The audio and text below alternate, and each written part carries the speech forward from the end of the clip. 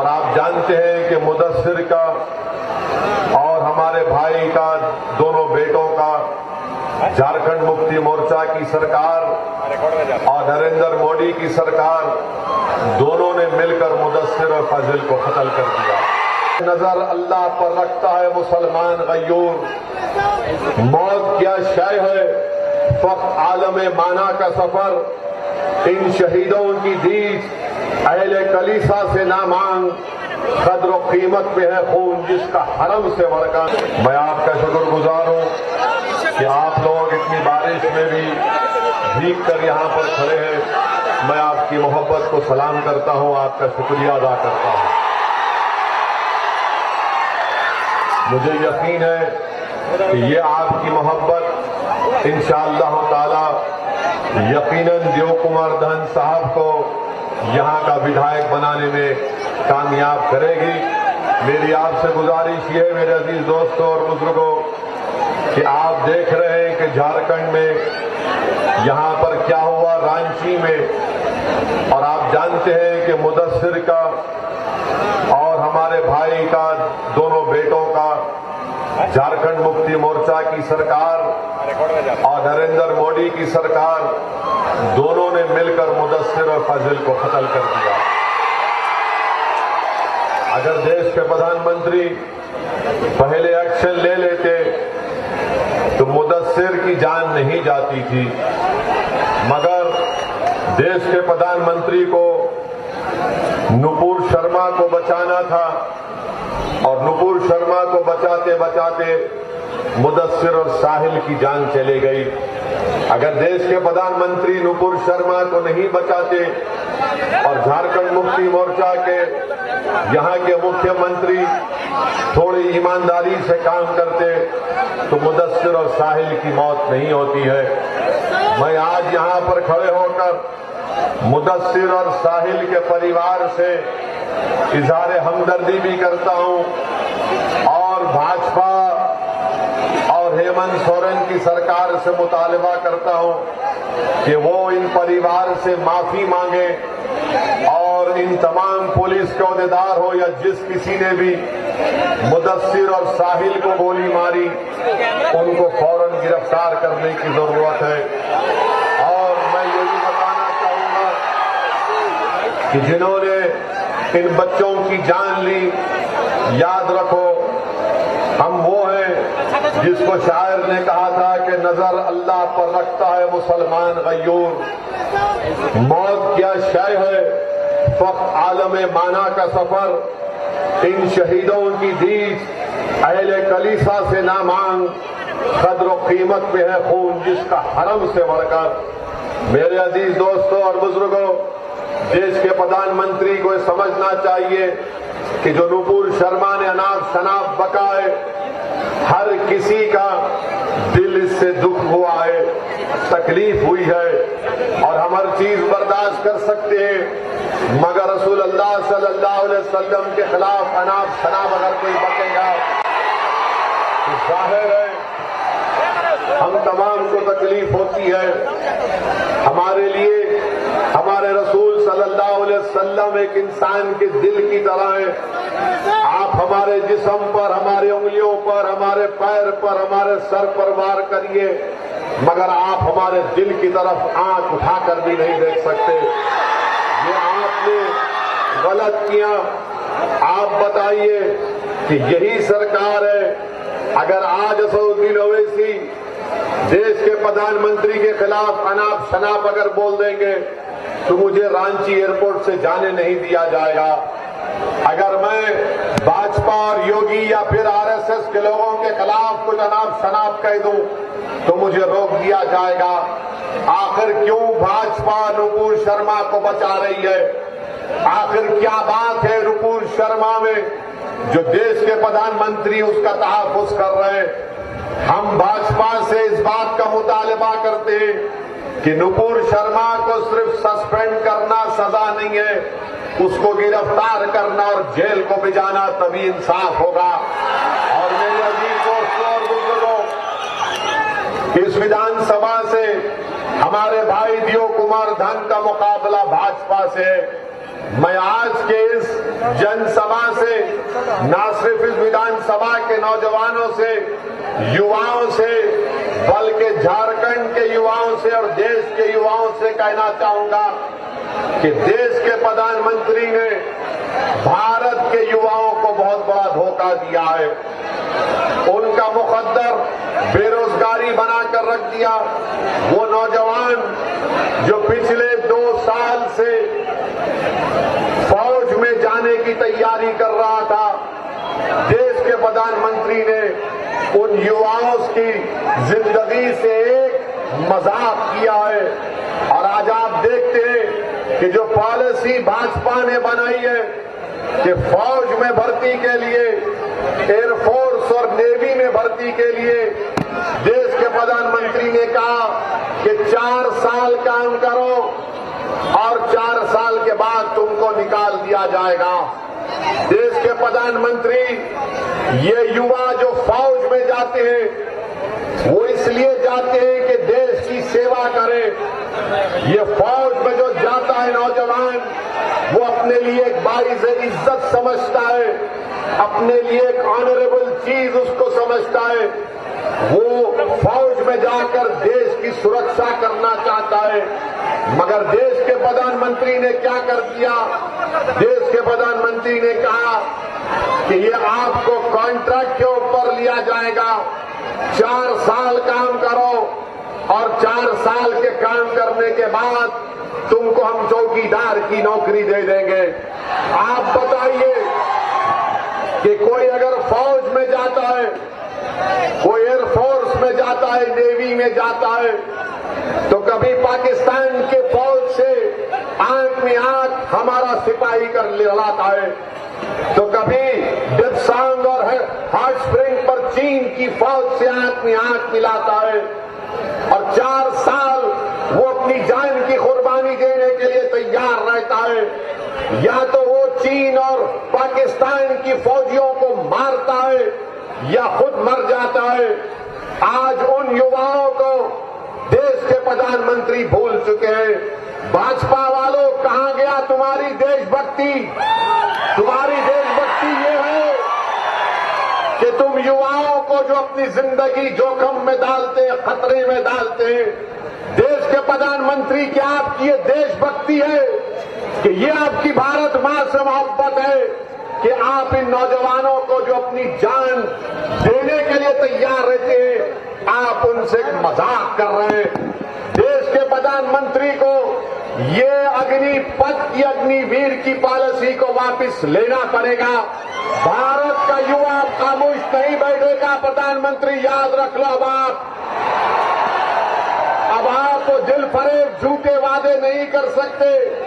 आप बताइए कि एक नौजवान 2 साल से तैयारी कर रहा है और अचानक भाजपा की सरकार कहती है कि सिर्फ 4 साल काम करेंगे, 22,000 तनख्वाह महाना मिलेगी और चौथे साल में 28,000 मिलेगा और जब 4 साल के बाद उसको 11 लाख रुपए दे देंगे। देश के प्रधानमंत्री, आपको किसने अख्तियार दिया? कौन आपने इस तरह का फैसला आपने ले लिया जो देश की सुरक्षा से आप खिलवाड़ कर रहे हैं? देश के प्रधानमंत्री सुनो, चीन की फौज भारत की जमीन पर बैठी हुई है। पाकिस्तान से आतंकवादी आज भी हमारे देश में आते हैं। 1 लाख वैकेंसी है, 1 लाख फौजियों की जरूरत है भारत को, और देश के प्रधानमंत्री कह रहे हैं कि 45,000 को हम नौकरी देंगे, 4 साल के बाद उनको निकाल देंगे, 25% को दोबारा फौज में लिया जाएगा। उस फौजी को न डियरनेस अलाउंस मिलेगा, न ग्रेजुएटी मिलेगा, न मेडिकल इंश्योरेंस मिलेगा। देश के प्रधानमंत्री, आप इन युवाओं को जो चीन और पाकिस्तान की फौज से आंख में आंख मिला रहे हैं, क्या आप इस तरह से इनका बर्ताव करेंगे? क्या इनकी कुर्बानी को आप रायगा जाने देंगे? मैं भारत के युवाओं से अपील कर रहा हूं कि तुमको असदुद्दीन अवैसी से मोहब्बत नहीं होगी, मगर मुझे देश से मोहब्बत है, मुझे देश की सुरक्षा से मोहब्बत है। मैं नहीं चाहता कि चीन और पाकिस्तान भारत के लिए खतरा है। मैं मानता हूं हमको अपने सिपाहियों को मजबूत करना है, मगर देश के प्रधानमंत्री एक फार्मूला निकाल दिए, 4 साल काम करो और फिर एक गाजर की पूंजी उन नौजवानों को उनके हवाले करके कह रहे हैं देश के प्रधानमंत्री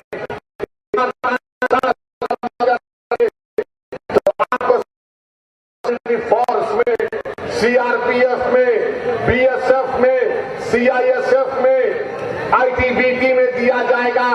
झूठ बोल रहे हैं देश के प्रधानमंत्री, झूठ कह रहे हैं।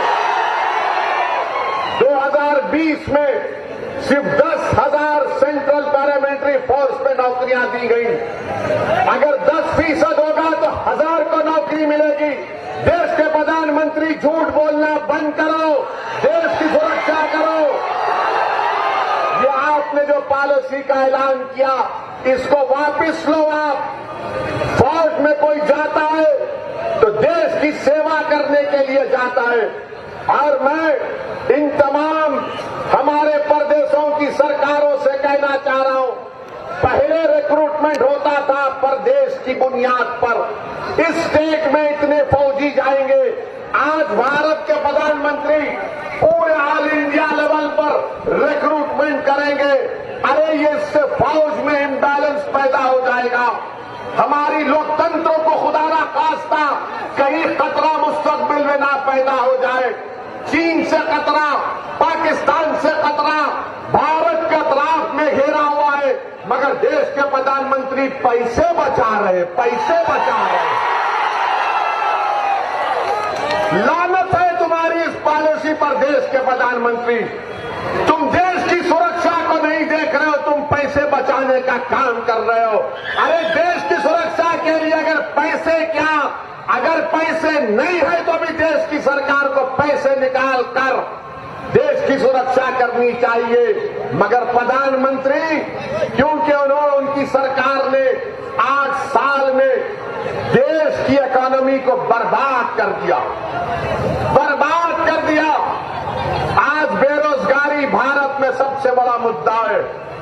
सरकार कहती है 8% बेरोजगार है, मैं कहता हूं कि 16-17% से ज्यादा भारत में बेरोजगारी है।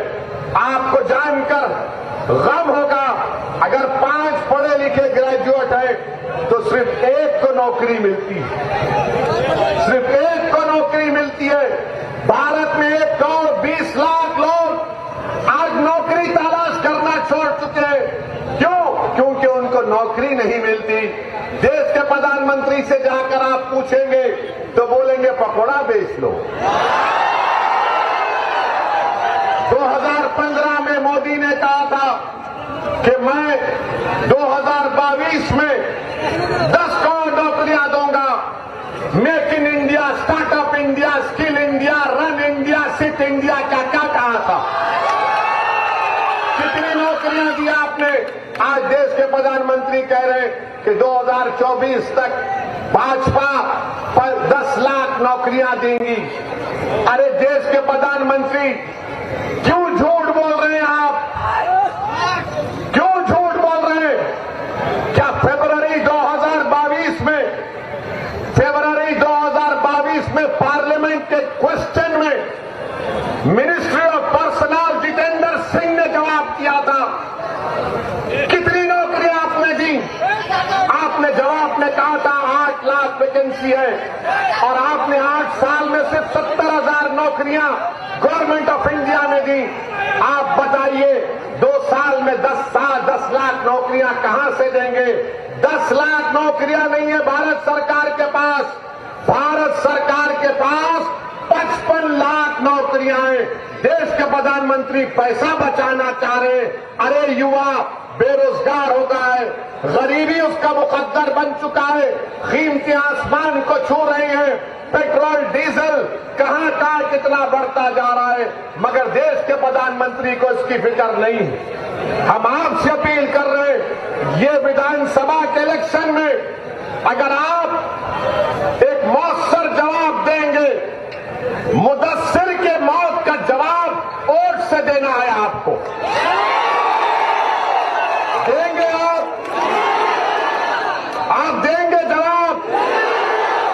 क्या मैं जाकर उसकी मां से कह दूं कि आप जवाब देने वाले हैं? क्या आप बेरोजगारी को मुद्दा बनाकर वोट देंगे भाजपा के खिलाफ? क्या आप ये जो फौज की पॉलिसी है जिसमें देश की सुरक्षा को दांव पे लगा दिए भारत के प्रधानमंत्री, क्या आप उसके खिलाफ वोट देंगे? आप याद रखिए, जब आप वोट देंगे, भाजपा को हराएंगे यहां से, तो देश के प्रधानमंत्री को तब मालूम होगा कि अब चाय बेचने की बात अब मैं नहीं कर सकता। मेरे अजीज दोस्तों और बुजुर्गों, आप देखते हैं कि टीवी पर ये मोदी के चहीतों को बिठाया जाता है, फौज से रिटायर लोग बैठते हैं। मैं उनसे बड़ी हाथ जोड़कर अपील कर रहा हूं, आप इतना मत गिर जाओ कि उन गरीब बच्चों के मुस्तकबिल को बर्बाद कर दिया जाए जो टीवी पर बैठकर बड़ी बड़ी बातें कर रहे हैं। क्या तुमको पेंशन नहीं मिल रहा है? फौज से तैयार हुए तुमको पेंशन मिलेगा। और ये जो गरीब परिवार के बच्चे, गांव के बच्चे, आदिवासियों के बच्चे जो फौज में जाते हैं, 17 साल मेहनत करते हैं ताकि उनको पेंशन मिले, अपनी जान को खतरे में डालते हैं ताकि उनको डियरनेस अलाउंस मिले, ग्रेच्युटी मिले और रिटायरमेंट के बाद मेडिकल उनको इंश्योरेंस मिले। ये टीवी पर बैठने वालों, तुम्हारा तो इंश्योरेंस है, तुम्हारा तो मेडिकल इंश्योरेंस है, मगर वो गरीब के बेटों का क्या होगा? मेरे अजीज दोस्तों और बुजुर्गों, ये गलत पॉलिसियां देश के प्रधानमंत्री कर रहे हैं। और आज आप देखते हैं कि भारत का नौजवान आज इनके गलत फैसलों की वजह से गुस्से में है, आक्रोश में। हम टीवी चैनल पर एक गए थे तो वहां पर मोहतरमा ने कहा, आप इसका खंडन करिए, मजम्मत करिए। बोले नहीं करेंगे। बोले ट्रेन जल गई, ट्रेन जल गई। ट्रेन क्या किसी पार्टी की होती है? हमने जवाब दिया और फिर कह रहे हैं तुमने उन नौजवानों को रोड पर क्यों लाया? तुमने उन नौजवानों को गुस्सा क्यों दिलाया? वो गरीब परिवार के बच्चे जो कर्जे लेकर कोचिंग हासिल करते हैं, एग्जाम लिखते हैं, 2019 से कोशिश कर रहे हैं, आज अचानक देश के प्रधानमंत्री ने उनके ख्वाबों को चूकनाचूर कर दिया। मैं उन तमाम एहतजाज करने वाले नौजवानों के साथ खड़ा हूं जो मोदी की पॉलिसी के खिलाफ खड़े हो चुके हैं। वो भारत के जिस किसी कोने में भारत की सुरक्षा के लिए लड़ रहे हैं, मैं उनको सलाम करता हूं और उनसे कह रहा हूं कि हम आपके साथ हैं। हम मजबूर करेंगे देश के प्रधानमंत्री को अपनी इस टीओडी की पॉलिसी को वापस लेने के लिए।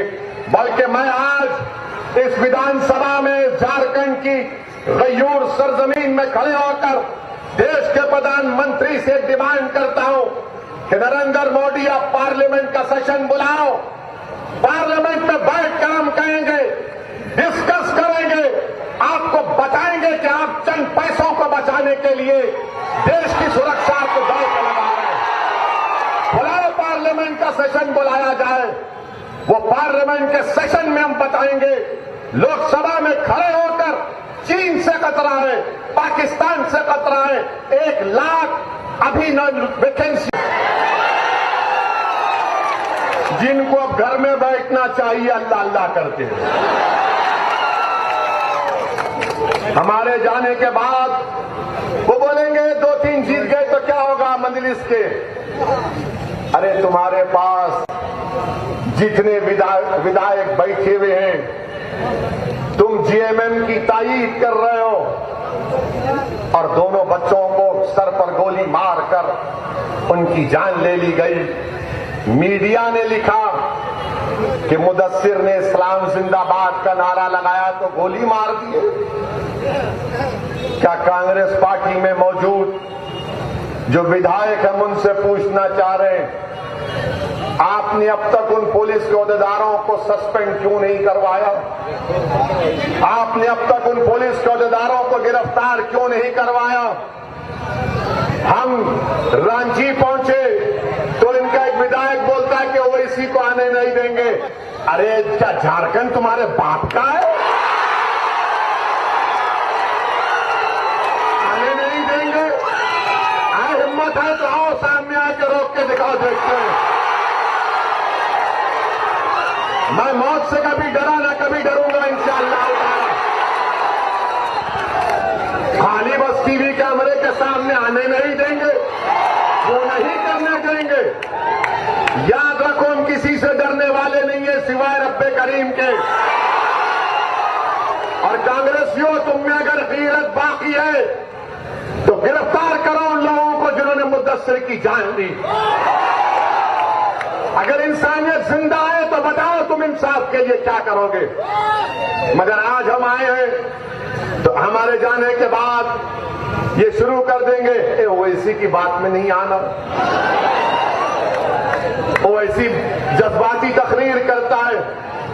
मैं जज्बाती नहीं, सच्चाई को बयान करता हूं और करता रहूंगा इंशाअल्लाह ताला। अब कांग्रेस पार्टी से कुछ होने वाला नहीं है। जिस दिन कांग्रेस पार्टी खत्म होगी भारत में, उस दिन नरेंद्र मोदी इलेक्शन हार जाएंगे। अगर कोई भाजपा को, मोदी को जिता रहा है तो उसका नाम कांग्रेस पार्टी है।